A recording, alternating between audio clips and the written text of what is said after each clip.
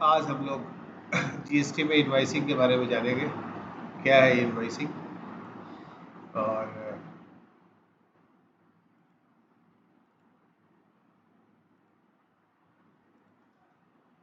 जैसा हम पहले भी इंट्रोडक्शन में बताए थे कि दो तरह की इनवाइसिंग होती है जीएसटी में।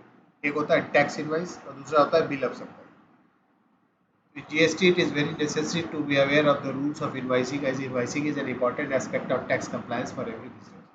अब ये जो टैक्स की इनवाइसिंग होती है या बिल ऑफ सप्लाई होता है, इसका एक गवर्नमेंट के द्वारा एक फॉर्मेट जीएसटी के द्वारा दिया गया है। उसमें जितनी जानकारी मांगी गई है उतनी जानकारी आपको हर हाल में फर्निश करनी है, देनी है। अगर वैसा आप नहीं करते हैं तो ये फिर जीएसटी कंप्लायंट इनवाइस नहीं होगी और फिर पेनल्टी आपको लग सकती है। In GST there are two types of invoices, tax invoice and bill of supply. Tax invoice क्या होता है? When a registered taxable person supplies taxable goods और सर्विसेज इन टैक्स इनवाइसेज। जब कभी भी एक रेगुलर का डीलर गुड्स एंड सर्विसेज की सप्लाई के लिए कोई इनवाइस जारी करता है तो उस इनवाइस को क्या कहते हैं? Tax invoice.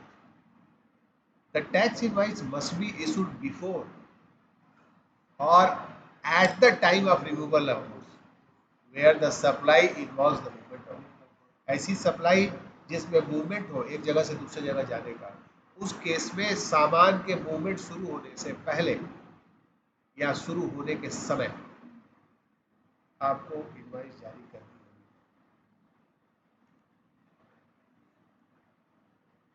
अब ये टैक्स इनवाइस का सैंपल देखो कैसा होता है। ध्यान से समझना है इसमें क्या क्या पार्ट होता है। टैक्स इनवाइस सबसे ऊपर तो लिखा होना चाहिए कि ये टैक्स इनवाइस है।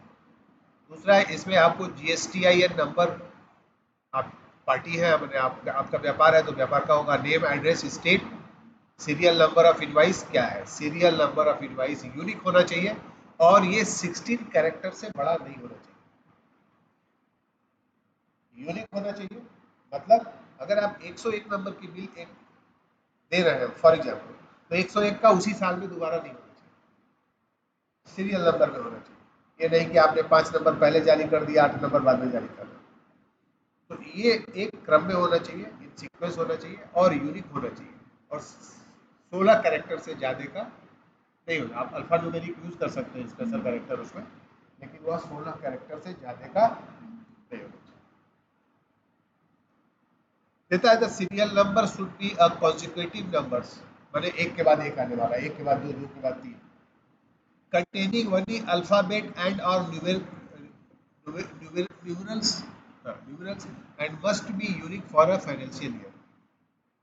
तो वो अल्फ़ाबेट भी हो सकता है और न्यूमेरिक भी हो सकता है। तो अल्फ़ाबेट न्यूमेरिक हो, यूनिक कॉम्बिनेशन उसका होना चाहिए, मतलब यूनिक होना चाहिए, यूनिक कॉम्बिनेशन नहीं, मतलब वो यूनिक होना चाहिए और कॉन्सिक्यूटिव होना चाहिए, मतलब एक के बाद दो, दो के बाद तीन, तीन के बाद चार, ऐसा क्रम में होना चाहिए। डेट ऑफ इनवाइस ये भी इंपॉर्टेंट है। तो यहाँ तो पार्टी का जीएसटीएन नंबर, उसका एड्रेस किस स्टेट में है वो पता होना चाहिए, है ना? तभी तो प्लेस ऑफ सप्लायर पता चलेगा, उसी से पता चलेगा। उसके बाद डेट ऑफ इनवाइस आ गई, उसके बाद बिल्ड टू और शिप टू का दो कॉलम बना हुआ है। Detail of receiver, details of consignee. Receiver किसको कहते हैं? जिसको बिल देते हैं, जिससे हम पैसा लेते हैं।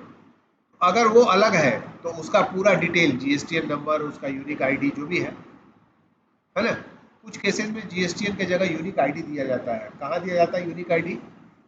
एम्बेसीज जो होती है भारत, दिल्ली में जो जितनी भी फॉरेन की एम्बेसीज है, दूतावास, उनको जीएसटीएन नंबर की जगह यूनिक आईडी दिया जाता है ताकि उनसे टैक्स न लिया जाए और उनको टैक्स रिफंड कर दिया जाए। सिप टू का मतलब होता है कि मैंने बिल तो मैं मुझे देना है, मैंने मंगाया मैंने है, लेकिन ये जाएगा सामान, शिप होगा, कहाँ पहुँचेगा उसका एड्रेस। अगर ये दोनों अलग अलग है तो दोनों अलग होगा। अगर एक ही है तब आपको दोनों देने की जरूरत नहीं है, तब तो आप बिल टू बस एक ही कंडीशन होगा, ये आप एडजस्ट कर सकते हैं। समझ में आ गया? तो ये पूरा डिटेल होगा। उसके नीचे हमको सीरियल नंबर से देना होगा, डिस्क्रिप्शन देना होगा गुड्स का क्या है, जैसे कंप्यूटर है कि लैपटॉप है क्या है, उसका एचएसएन कोड और service accounting code, quantity, unit, number है, किलोग्राम है, लीटर है, रेट, टोटल, डिस्काउंट अगर है तो वो टैक्सेबल वैल्यू कितना हो रहा है वो बताइए, और उस पर CGST लग रहा है तो उसका रेट क्या है और उसका अमाउंट क्या है, SGST और IGST का भी आपको ये देना पड़ेगा। नीचे आपको फिगर में ये देना होगा, वर्ड में ये देना होगा, और अगर कोई चीज़ रिवर्स चार्ज में है तो amount of tax are subjected to reverse charge यहाँ लिखना पड़ेगा, यहाँ सिग्नेचर करना पड़ेगा। अब इतनी इंफॉर्मेशन प्रत्येक टैक्स इनवाइस में होनी चाहिए। क्या क्या होना चाहिए? सप्लायर रिसिपिएंट का full address with GSTN number, short में बता रहा हूँ, डेट, सीरियल नंबर, क्या अमाउंट मैंने क्या आइटम है उसका डिस्क्रिप्शन, उसका HSN code, SSC code, quantity, discount, और भी, और उसका टैक्सेबल वैल्यू कितना हो रहा है और उस पर कितना GST लग रहा है, CGST, SGST, IGST रेट के साथ किस दर से किसे होगा, तो ये टैक्स इनवाइस में होना चाहिए। बात करते हैं bill of supply. Bill of supply कौन जाता है? नॉर्मली बिल ऑफ सप्लाई जारी करता है कंपोजिशन का डीलर, लेकिन एक registered dealer bill of supply तब जारी कर सकता है जब वह एग्जम्प्टेड गुड्स की सप्लाई कर रहा हो, जब वो एग्जम्प्टेड गुड्स या सर्विसेज की सप्लाई कर रहा हो तो वो एक रेगुलर डीलर होते हुए बिल ऑफ सप्लाई दे सकता है। पर ये याद रखना है कि उस इनवाइस में सिर्फ एग्जम्प्टेड गुड्स और सप्लाई हो। ऐसा नहीं है कि आप 4 आइटम बेच रहे हैं GST वाला और 3 आइटम एग्जम्प्टेड का, उसको बिल ऑफ सप्लाई में आप नहीं डाल सकते, वो टैक्स इनवाइस नहीं है। तो bill of supply is to be issued by a registered supplier in the following case: supply of exempted goods or services. Second, the supplier is paying tax under the composition scheme. उसके लिए तो must है कि वो bill of supply थी। अब bill of supply में क्या होता है, वो सारी चीजें उसमें रहती है सिवाय CGST, SGST और IGST की, सब चीज वो रहता है। उसमें भी GSTN नंबर होगा, है ना, इसमें भी बिल टू शिप टू हो सकता है, इसमें नहीं दिखाया है लेकिन हो सकता है, इसमें भी serial number, description, HSN code, quantity, unit, rate, total, amount, value, ये सारी चीजें आपको मिल सकती है। तो एग्जाम में क्वेश्चन पूछ लेता है आपसे कि भाई अगर बिल ऑफ सप्लाई होगा तो which of the following will not be sold?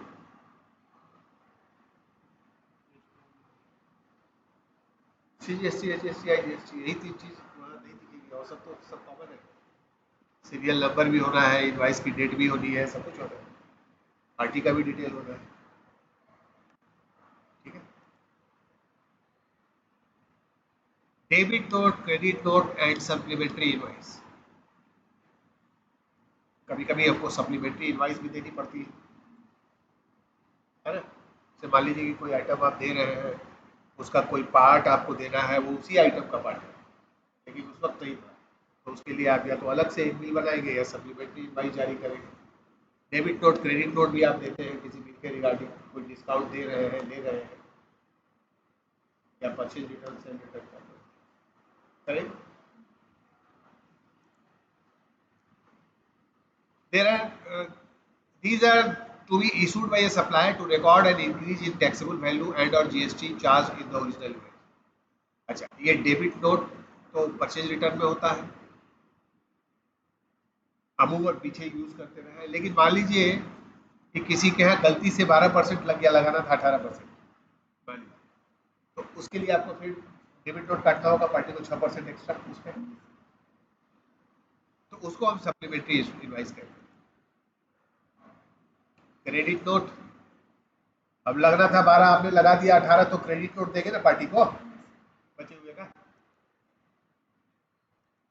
क्या मैंडेटरी कंपोनेंट है, मैंने क्या आवश्यक चीजें हैं जो डेबिट नोट, क्रेडिट नोट और सप्लीमेंट्री इनवाइस में होना चाहिए?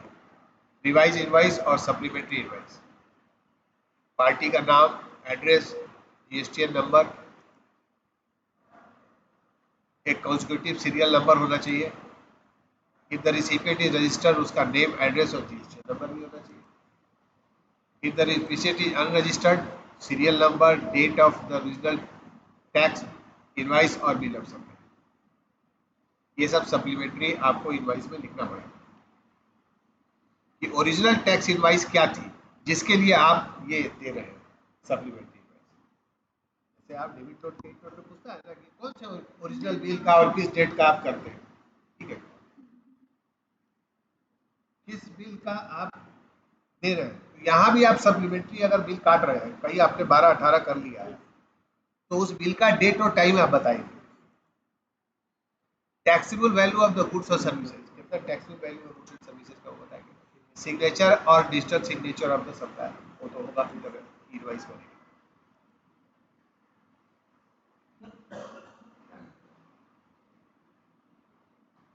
अब क्या होता है, कभी कभी ये नया कॉन्सेप्ट है जो अभी आपको आएगा, रिसीट वाउचर जीएसटी में आपको जारी करना पड़ता है ना। ये जो रिसीट वाउचर होता है, ये नॉर्मल रिसीट वाउचर नहीं होता है। जैसे अभी हमने बताया था ना कि आप एडवांस दे रहे हैं, ले रहे हैं, तो टैक्स की लायबिलिटी बन जाएगी ना, क्योंकि वही हो जाएगा point of supply, time of supply. तो जीएसटी में जब आप एडवांस रिसीट करेंगे,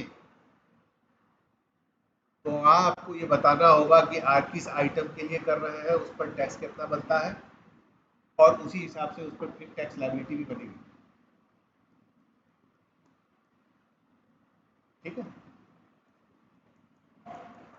When a registered dealer receive an advance payment for a supply, जब एक रजिस्टर्ड डीलर एडवांस पैसा प्राप्त करता है, the dealer should issue a receipt voucher for the advance paid by the recipient. तो आपको रिसिपिएंट को एक एडवांस का रिसीट भी देना पड़ेगा जो आप पैसा लिए हैं। After the dealer issue a receipt voucher, if the supply does not take place, the dealer can issue a refund voucher to the recipient against the advance receipt. तो उसको रिफंड भी आप इशू कर सकते हैं, उसका भी प्रोविजन टैली में है। ये देखिए रिसीट वाउचर कैसा होता है। जीएसटी नंबर हो गया आपका, सीरियल नंबर हो गया, डेट हो गया, डिटेल्स ऑफ रिसीवर हो गया, यहाँ हो गया serial number, description, advance amount. देखिए यहाँ एडवांस अमाउंट आएगा, और यहाँ कितना रेट से इसमें सीजीएसटी है, जीएसटी, आईजीएसटी या सेस है, उसका ठीक है, ताकि उसको पता चले। जैसे अगर उन्होंने 5,000 रुपये दिया है टोटल एडवांस अमाउंट, तो अब 5,000 कट जाएगा। अब यहाँ लिखा जाएगा कि ये भाई 3,280 रुपया ही है, शेष 1,200 और 1,200 रुपया जो है हमारा जो भी अमाउंट है टैक्स। अब इसमें एक पेज है, स्टूडेंट पूछा सर मान लीजिए ये रिटर्न करेगा तो टैक्स वाला क्या होगा। देखिए यहाँ पे अगर टैक्स पार्टी ने सरकार को जमा नहीं किया है तब तो वो पूरा रिटर्न कर देगा, लेकिन अगर वो सरकार को जमा कर दिया है तब वो उसको सिर्फ क्रेडिट नोट ही जारी कर सकता है, या आप अगले में एडजस्ट कर सकते हैं, पैसा नहीं लगेगा। ठीक है।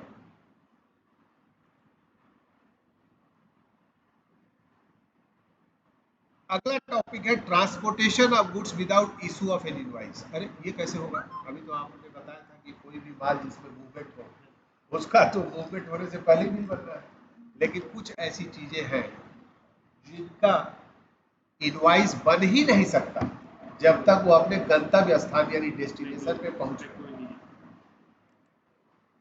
Transportation of goods without the issue of invoice can happen in the following cases: supply of liquid gas, LPG cylinder, where the quantity at the time of removal from the place of business of the supplier is not known, क्योंकि रास्ते में उस cylinder में कितना gas गायब हो जाएगा उसका कुछ पता नहीं।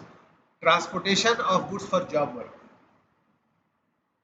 अगर मान लीजिए कि आप आजमगढ़ में कुत्ते पे कढ़ाई करने के लिए जॉब वर्क पे खड़ा कुत्ता बनाए हैं, आजमगढ़ में कलाकार है, ये जो जाएगा वो भी इन्वेस्ट कर जाएगा।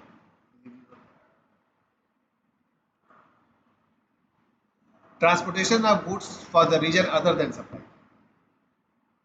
अब मान लीजिए हमारा ट्रांसफर हो गया भोपाल गाजीपुर से, हम गुड्स ले जा रहे हैं अपना टीवी, फ्रिज, गद्दा, बेड, तो कोई रोक के कहे कि भाई इनवाइस कहाँ, तो क्या इनवाइस, सप्लाई है, सप्लाई तो नहीं, मेरा अपना सामान है पुराना वो ले जा रहा है, तो वहाँ इनवाइस की जरूरत नहीं पड़ेगी। Any other notified supply, Bharat सरकार के द्वारा कोई भी चीज नोटिफाइड कभी भी की जा सकती है, भाई आज के डेट से ये चीज जो है आ गया, इनवाइस मैंडेटरी इनवाइस के ऊपर, तो उसको करना पड़ेगा। अब देखिए डिलीवरी चलान, अब ये जो विदाउट इनवाइस जाएगा तो किस पे जाएगा, डिलीवरी चलान पे। तो डिलीवरी चलान पे क्या क्या देना होगा, वो तो कॉमन है, बिजनेस का जीएसटीएन नंबर, उसका एड्रेस, नाम, सीरियल नंबर और डेट, ये भी रहेगा। कंसाइनी जिसको जिसको डिलीवर कर रहे हैं माल, उसका डिटेल होगा, इसीलिए यहाँ कंसाइनी वर्ड आया है, यहाँ बिल टू नहीं आया, क्योंकि बिल तो दे नहीं रहे, इनवाइस तो जारी नहीं है। उसके बाद क्या क्वांटिटी है ना, वो आपको यहाँ लिखना पड़ेगा, ठीक है। और सीरियल नंबर डिस्क्रिप्शन देना पड़ेगा, जैसे क्या है आइटम, या क्वांटिटी आपको बतानी पड़ेगी। Quantity can be provisional if the next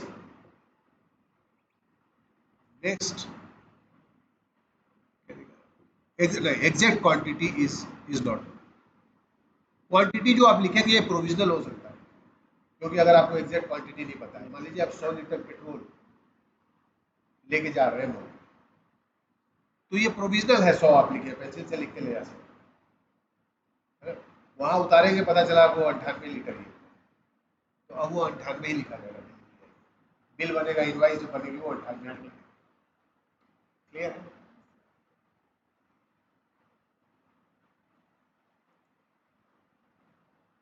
input tax credit की चर्चा हम लोग बुक 1 में भी की है, एक बार फिर से करते हैं।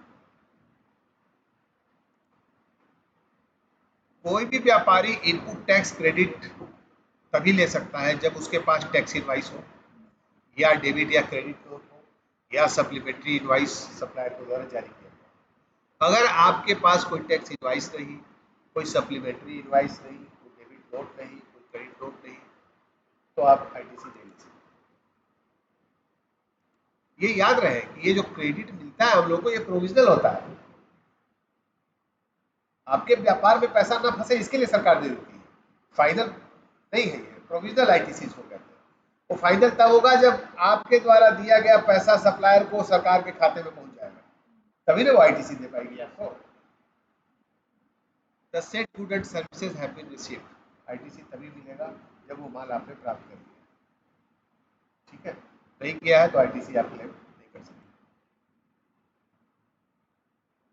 Returns have been file, return आपने फाइल किया, 3B फाइलें नहीं किया, आपका आईटीसी लेके कैसे लेंगे, 3B फाइल करिए। The tax charge has been paid to the government by the supplier, ये बड़ा विवादास्पद हो गया कि हमने सप्लायर को टैक्स तो दे दिया, मेरी जिम्मेवारी तो खत्म हो गई, अब सप्लायर अगर मेरा टैक्स नहीं जमा किया तो भी आपको आईटीसी नहीं मिलेगा। तो बहुत से लोग क्या करते हैं, कहते हैं भैया बिल आप पेमेंट तब करेंगे जब आप वहां बिल चढ़ा देंगे, ठीक है। फिर वो बोलेगा कि जब तक आप पैसा नहीं देंगे बिल चढ़ाएंगे।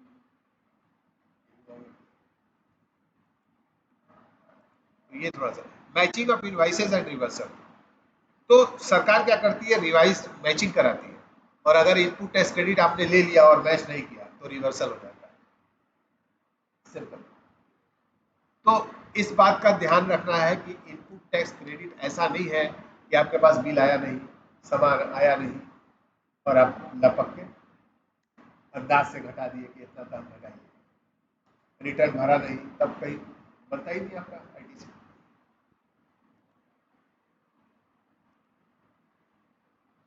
अब ये इनपुट टैक्स क्रेडिट सेटअप करने का मैकेनिज्म है, ये 1-2 लिखा हुआ है। 1 का मतलब है ये पहले होगा, और 2 का मतलब है ये बाद में। अब सवाल है कि हमको जो आईटीसी मिलती है उसका हमको उपयोग करना है अपनी टैक्स लायबिलिटी को घटाने में, तो ये सीधे सीधे नहीं घटता है, ऐसा नहीं है कि आईजीएसटी का सीधे आईजीएसटी में हो जाएगा, सीजीएसटी का सीधे सीजीएसटी में हो जाएगा, और एसजीएसटी का सब एसजीएसटी में, जो बचेगा वो सरकार को। इसका रूल है, क्या कहता है कि अगर किसी व्यापारी के पास इंटीग्रेटेड टैक्स का आईटीसी है तो उसको सबसे पहले वह इंटीग्रेटेड टैक्स की लायबिलिटी को जीरो करने में इस्तेमाल करेगा, ठीक है। और उसके जीरो होने के बाद अगर बच जाता है आईटीसी, तो उसको सेंट्रल टैक्स, स्टेट टैक्स या यूनियन टेरिटरी में इस्तेमाल कर सकते हैं। अगर सेंट्रल टैक्स की आईटीसी आपके पास बची हुई है या है, तो उस पे सबसे पहले अधिकार आईजीएसटी की लायबिलिटी का है, अगर बचा है तो। नहीं बचा है तब तो आप उसको सीजीएसटी में कर सकते हैं। तो सीजीएसटी का जो भी आपके पास आईटीसी है, उससे सबसे पहले आप लायबिलिटी घटाएंगे इंटीग्रेटेड टैक्स का। अब कहेंगे सर है ही नहीं तो क्या घटाएंगे, कोई बात नहीं, तब आप दूसरे नंबर पे आइएगा, तो आप सेंट्रल टैक्स घटाइएगा, और बाद में सेंट्रल टैक्स लगाएगा। उसी तरह स्टेट टैक्स और यूनियन टेरिटरी टैक्स का जो आईटीसी है वह सबसे पहले सेट ऑफ करेगा लायबिलिटी इंटीग्रेटेड टैक्स का और बाद में करेगा स्टेट टैक्स और यूनियन। तो इससे दो बातें निकल के आ गई। पहला, आईटीसी चाहे जिस किसी का भी हो उससे सबसे पहले आईजीएसटी की लायबिलिटी घटेगी। दूसरा, सीजीएसटी का आईटीसी का इस्तेमाल कभी भी एसजीएसटी में नहीं होगा और एसजीएसटी के आईटीसी का इस्तेमाल कभी सीजीएसटी में नहीं। ये दो बातें ठीक। E way bill, electronic way bill, एक ऐसा सिस्टम है जो पहले भी मौजूद था लेकिन उसको ई वे बिल के नाम से नहीं जानते थे, उसको ई सुगम कहते थे और वो कर्नाटक में ही उपलब्ध था एक स्टेट में। बाद में कुछ और स्टेटों ने ट्राई किया उसको करने के लिए, बोले कर्नाटक में क्यों था भाई, वहाँ आईटी का हब है, वहाँ ये लोग बना सकते हैं। उसी ई सुगम को जो पहले टैली में आता था उसको कन्वर्ट करके ई वे बिल बना, इलेक्ट्रॉनिक वे बिल। अब ये ई वे बिल क्या है, ये 12 डिजिट का एक यूनिक बिल नंबर है जो ये प्रदर्शित करता है कि कोई सामान एक जगह से दूसरे जगह जा रही है, 10 किलोमीटर से ज्यादा की दूरी तय करनी है उसको, और उसपे वो सारी जानकारी होगी, कितने किलोमीटर जाना है, किस पिन कोड से किस पिन कोड जाना है, ट्रांसपोर्टर यानी जो ले जा रहा है उसका नंबर, गाड़ी का नंबर, ये सारी बातें उसमें लिखी ताकि टैक्स की चोरी ना हो। बोले उसकी जरूरत क्या है, ताकि टैक्स की चोरी ना हो, है ना। तो यहाँ पे क्या क्या होता है ईवे बिल में, आप देख लें। यहाँ पे एक तो ईवे बिल नंबर आता है और ये भी पोर्टल से निकलता है, इसके लिए एक अलग पोर्टल है eWaybill.gov.in, हर रजिस्टर्ड डीलर उस पर जाकर रजिस्टर करता है। ईवे बिल की डेट जनरेटेड बाई, उसका नाम आएगा और उसकी वैलिडिटी आएगी, कब से कब तक वैलिड है। इसकी वैलिडिटी भी होती है, हर 100 किलोमीटर के लिए एक दिन की वैलिडिटी है, ठीक है, 24 घंटे ईवे बिल भरने के बाद। और उसके बाद का किलोमीटर अगर 101 होगा तो 2 दिन मिल जाएगी, 200 तक मिलेगा, 201 हो जाएगा तो 3 दिन हो जाएगा, ठीक है। अब इसमें क्या रहता है, जीएसटीएन नंबर सप्लायर का होता है, प्लेस ऑफ डिस्पैच, कहाँ से डिस्पैच किया गया, जीएसटीएन ऑफ रिसिपिएंट होगा, प्लेस ऑफ डिलीवरी होगा, हाँ, डॉक्यूमेंट नंबर होगा, डॉक्यूमेंट की डेट होगी, डॉक्यूमेंट यहाँ कहने का मतलब इनवाइस, ट्रांजेक्शन टाइप क्या होगा, रेगुलर है, कंपोजिशन है, क्या है, वैल्यू ऑफ गुड्स होगा, है ना, आउटवर्ड सप्लाई, पार्टी का नाम, कितने किलोमीटर है, व्हीकल मोड क्या है, रोड के थ्रू जा रहा है, एयर के थ्रू जा रहा है, रेलवे के थ्रू जा रहा है, व्हीकल का नंबर क्या है ना, कहां से कहां जा रहा है, ठीक है। तो ये जानकारी जो है हमको तब देनी पड़ती है जब हम कोई सामान एक जगह से दूसरे जगह 10 किलोमीटर तक तो छूट है, लेकिन 10 किलोमीटर से ज्यादा अगर कोई सामान जा रहा है तो उसके लिए आपको ईवे बिल बनाना होगा। अब ये ईवे बिल कौन बनाएगा, कोई भी माल एक जगह से दूसरे जगह जाएगा तो मिनिमम 2 लोग तो शामिल हो गए, एक सप्लायर और एक रेसिपिएंट, दोनों में से कोई बना सकता है। अगर मान लो सप्लायर रजिस्टर्ड नहीं लेकिन रिसिपिएंट रजिस्टर्ड, तो वो बना लेगा। अगर मान लीजिए इसमें बीच में ट्रांसपोर्टर शामिल होता है तो ट्रांसपोर्टर भी बना सकता है, लेकिन कोई एक ही बनाएगा, ऐसा नहीं कि वो भी बना ले वो भी बना ले वो भी ऐसा नहीं हो सकता। तो बोले ये कैसे पता चलेगा सर, बस जितने भी लोग बना सकने की स्थिति में होंगे वो सब जीएसटी पोर्टल पर रजिस्टर्ड होंगे, सबका मोबाइल नंबर भी रजिस्टर्ड है। अब आज मेरे जीएसटी नंबर पे कोई माल भेज रहा हो तो हमको कैसे चल जाएगा, जब हम देखेंगे कि ये तो हमने मंगाया ही नहीं तो हम उसको तुरंत 72 घंटे के अंदर कैंसिल कर देंगे, वो कैंसिल हो जाएगा। कोई मेरे जीएसटी नंबर का इस्तेमाल करके मान लो कि तो हम कैंसिल कर सकते हैं, ठीक है। तो ये ई वे बिल कोई बना सकता है, उन तीनों में, ट्रांसपोर्टर, सप्लायर, रिसिपिएंट, कोई बना सकता है। When goods are shipped from one place to another, a physical document declaring the details of consignment is provided by the carrier.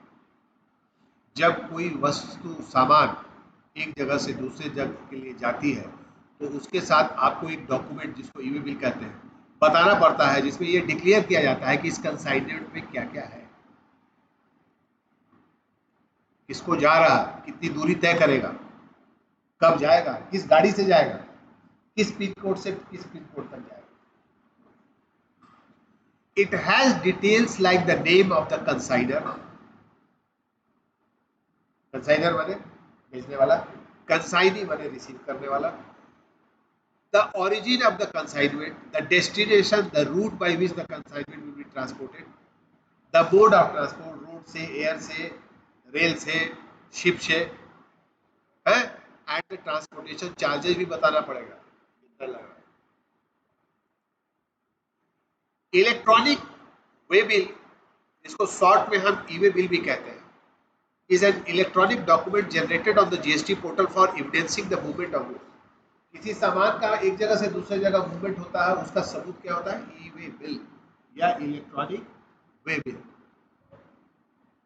ठीक है, समझ गए? इंपॉर्टेंट टॉपिक है, इसको ध्यान से पढ़ना है। It has a unique reference number 12 digit का, 12 डिजिट का, जो डुप्लीकेट नहीं हो सकता। It has a reference number generated for the specific consignment which involves the movement. तो हर वो ई वे बिल है जो बनता है किसी सामान के लिए, उसका एक यूनिक नंबर होता है 12 डिजिट।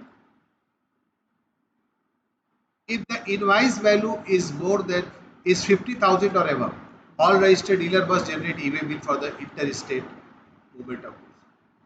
शुरू में क्या हुआ, सरकार ने कहा कि ई वे बिल सिर्फ एक राज्य से दूसरे राज्य के जाने वाले माल पे लगेगा।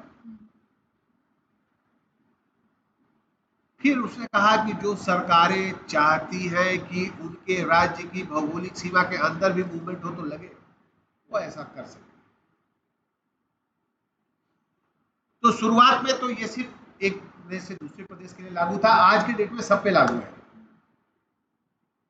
प्रदेश में भी आप मूवमेंट कर रहे हैं तब भी लागू है।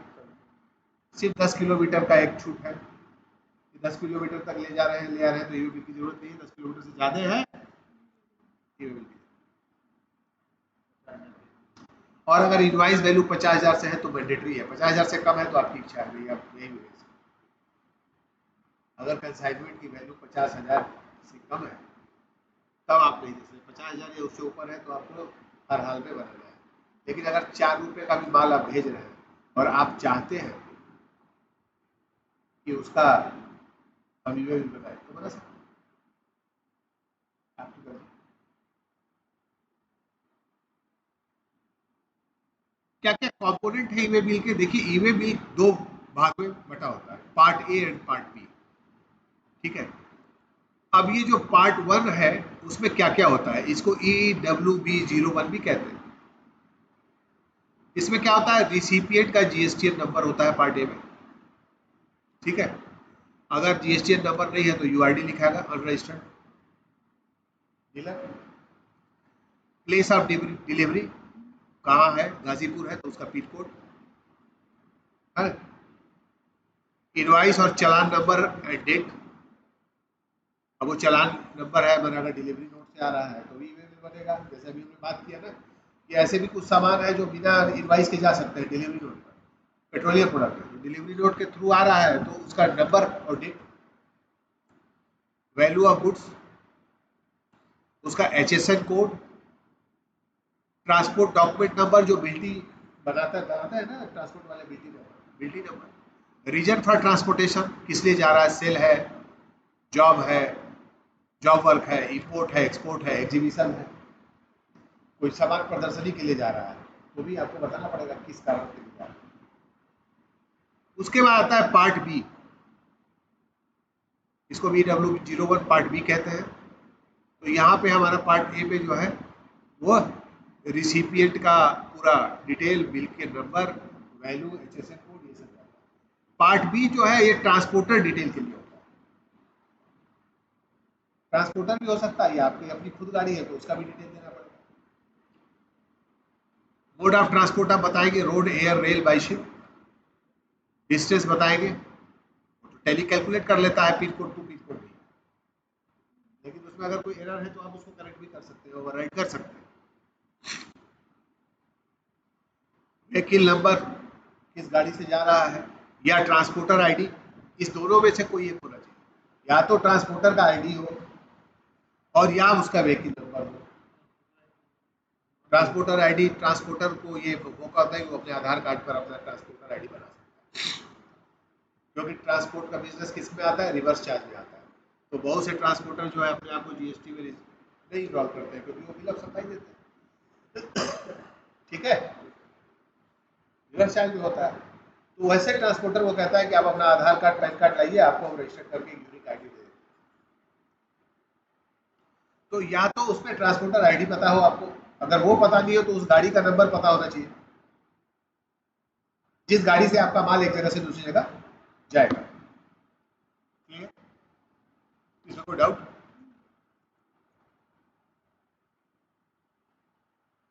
अब आप देखते हैं कि कैसे ईवे बिल जनरेट होता है, उसका प्रोसेस क्या होता है। Generation of e-way bill is mandatory for the inter state movement में तो एकदम मैंडेटरी है। गुड्स वैल्यू एवर 50,000, अब तो इंटर स्टेट में भी है। अब ये महाराष्ट्र में देखो, ये समान है। Upload shipment details part A part B and obtain unique e-way bill number. आपको जाना पड़ेगा पोर्टल पे ईवे बिल के। दो तरीका है, एक तो है मैनुअल भरना, हर रजिस्टर्ड डीलर जाके मैनुअली भर सकता है, या ट्रांसपोर्टर भर सकता है अगर उसको इनवाइस मिली हुई है। इनवाइस अगर आपने ट्रांसपोर्टर को दे दिया और कहा भाई तुम भर लेना, जो पैसा लगेगा आप दे देंगे तो वो चार्ज लेके भर लेगा। या आप भर के दीजिए, अपना पार्ट भर के दे दीजिए, पार्ट भी वो भर लेगा। ऐसा भी होता है, क्योंकि किस गाड़ी से वो जाएगा ये तो आपको नहीं पता है ना, तो ट्रांसपोर्टर बताएगा कि हम किस गाड़ी से सामान भेजेंगे। और अगर आपको सब कुछ पता है तो आप दोनों भर दीजिए और ईवे बिल वहां से जनरेट हो जाएगा। दूसरा है give e-way bill details along with an invoice copy to the transporter, जो अपने बात की। दूसरा आप इनवाइस दे दीजिए, ट्रांसपोर्टर को दे दीजिए, ट्रांसपोर्टर उसमें सब कुछ देख के भर देगा, जिसको देना है, कितना माल है, क्या एचएसएन कोड है, क्या वैल्यू है, कितना जीएसटी है, वो भर लेगा, कहाँ जाना है वो भर लेगा। ये ईवे बिल बन गया और ये आ गया चेक पोस्ट। यहाँ पे आपको ये वाला पेज दिख रहा है।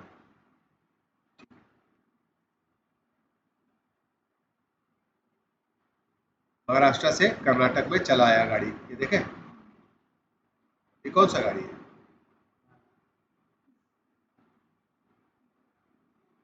Also for intra state it is applicable if notified by the state. अगर स्टेट को बोले, स्टेट को दे दिया, तो बहुत से स्टेट में दे ही दिया है, यूपी में है।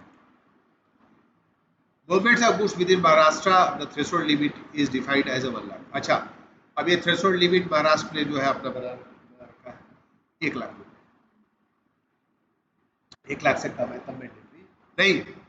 तो इस बात का ध्यान रखना पड़ेगा कि हर स्टेट का क्या क्या लिमिट है, ये आप वहाँ गूगल में सर्च कर सकते हैं। अब देखिए, ये महाराष्ट्र से ही महाराष्ट्र में जा रहा है। Connected completed compliant email process. Connected का मतलब क्या होता है, ऑनलाइन। कैसे होता है ये connected, the product directly communicates with the NIC portal with the means that you can complete all e-way bill activity from with in the period without needing to go out any day. अब आपको ये एक option दे दिया online करने का, तो आपको कहीं जाने दौड़ के जाना नहीं है इसके ईवे बिल बनाने के लिए।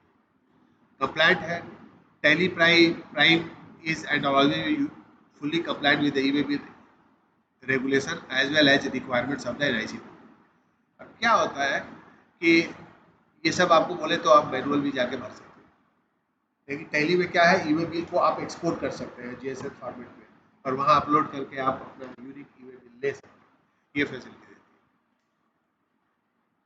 Complete We understand that while managing e-way bill, you may be faced with a diverse set of scenarios.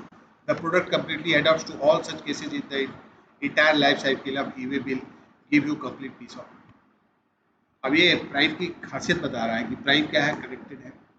आप टैली में रहते हुए ई-वे बिल से कनेक्ट कर सकते हैं, कंप्लीटेड है, मैंने पूरा कंप्लीट सोल्यूशन है और सारे नियम को कंप्लाइंट कर।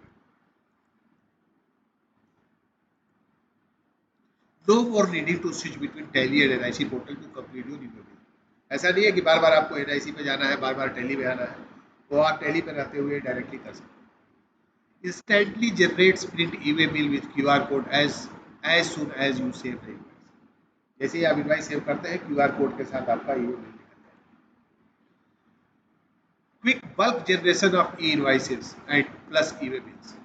ई इनवॉइसेस, इलेक्ट्रॉनिक इनवॉइसेस जो भी बात कर रहे थे हम लोग, कि आप ई इनवॉइसेस जब जनरेट करेंगे वो ई-वे बिल के साथ भी निकल जाएगा, उसके बिना भी निकलता है, उसके साथ भी निकलता है, आप अगर चाहते हैं तो बल्क में वो जनरेट हो जाता है। उसको हम जब ई इनवॉइस पढ़ेंगे तो पढ़ेंगे।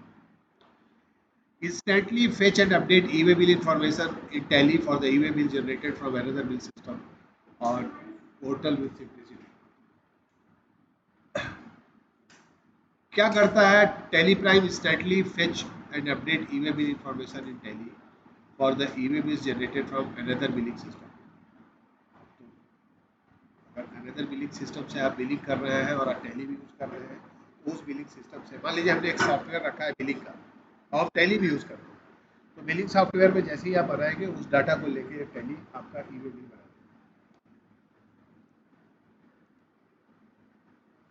Flexibility to generate e-way bill with part A only, later update the part B detail shared by the transporter in a single.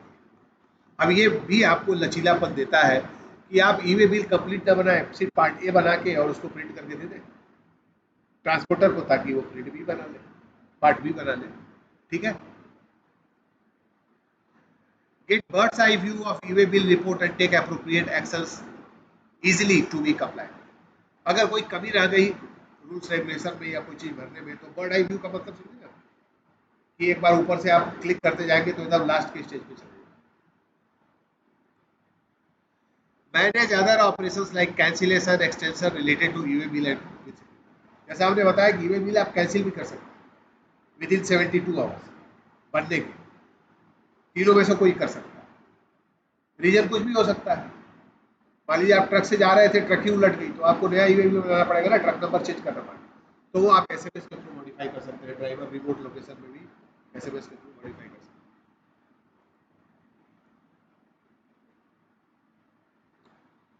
सो आज हम सेशन यहाँ क्लोज करते हैं।